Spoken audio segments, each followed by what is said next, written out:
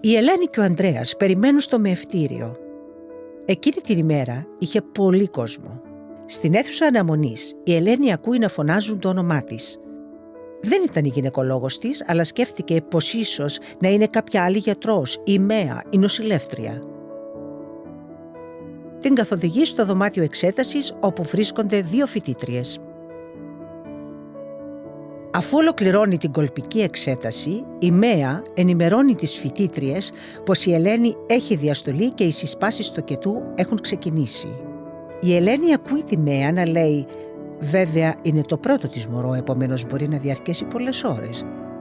Φτάνει να εξελιχθεί ομαλά και να μην καταλήξει σε καισαρική, όπως η άλλη κοπέλα, στο δωμάτιο 3.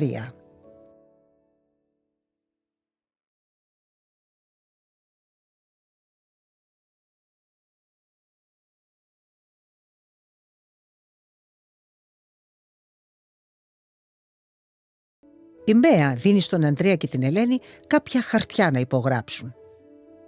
Το ζευγάρι έχει απορίες και ζητούν από τη Μαία να τους εξηγήσει, αλλά εκείνη τους λέει ότι αυτή η συζήτηση πρέπει να γίνει με τη γιατρό τους.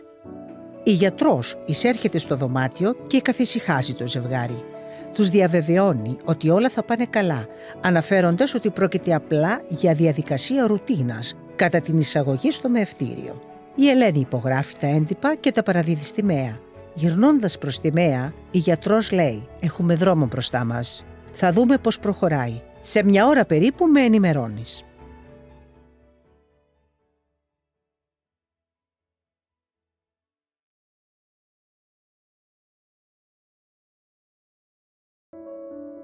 Καθώς δυναμώνουν οι πόνοι, η Ελένη αισθάνεται δυσφορία. Ο Ανδρέας της κρατά το χέρι, αλλά είναι ανήσυχος, καθώς δεν ξέρει πώς να τη βοηθήσει. Η Ελένη θέλει να δοκιμάσει την μπάλα τοκετού, την οποία είχε φέρει μαζί της.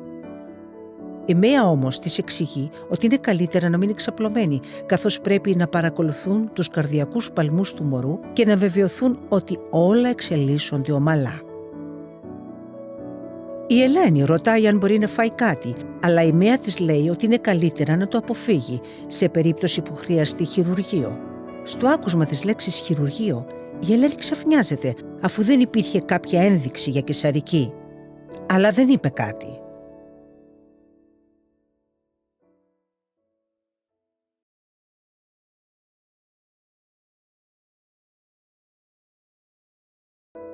Μετά από κάποια ώρα, η Ελένη μεταφέρεται στην αίθουσα τοκετού. Ο Ανδρέας την ακολουθεί, αλλά του ζητούν να περιμένει έξω, διότι η πολιτική του μευτηρίου δεν επιτρέπει άλλα άτομα στην αίθουσα τοκετού.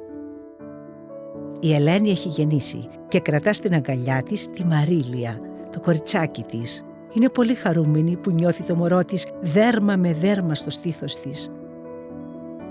Όμως δεν κράτησε για πολλή ώρα, αφού η παιδίατρος ήθελε να εξετάσει και να ζυγίσει το μωρό. «Θα την φέρω αμέσως πίσω», είπε. «Ούτως ή άλλως δεν μπορείς να θυλάσεις τώρα, είσαι κουρασμένη». Στο δωμάτιο νοσηλείας, η Ελένη και ο Ανδρέας περιμένουν με ανυπομονησία να κρατήσουν το κοριτσάκι τους στην αγκαλιά τους. Η Μαία αρχίζει να δίνει οδηγίες στην Ελένη για την περιποίηση του τραύματος.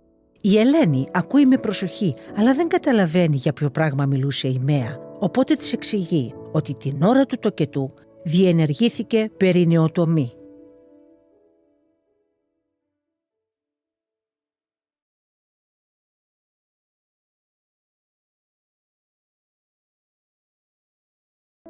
Η Ελένη και ο Ανδρέας κρατούν τη Μαρίλια στην αγκαλιά τους. Είναι τόσο ευτυχισμένοι και εκείνη τη στιγμή τίποτα άλλο δεν έχει σημασία. Η γιατρός και όλη η ιατρική ομάδα είναι πολύ ευχαριστημένοι με την έκβαση του τοκετού. Όλα κύλησαν με ασφάλεια. Το μωρό είναι υγιές και δεν παρουσιάστηκαν οποιασδήποτε επιπλοκές. Συμβουλεύουν την Ελένη να ξεκουραστεί όσο είναι στην κλινική, καθώς οι πρώτες μέρες στο σπίτι θα είναι απαιτητικές, ειδικά εάν αποφασίσει να θυλάσει.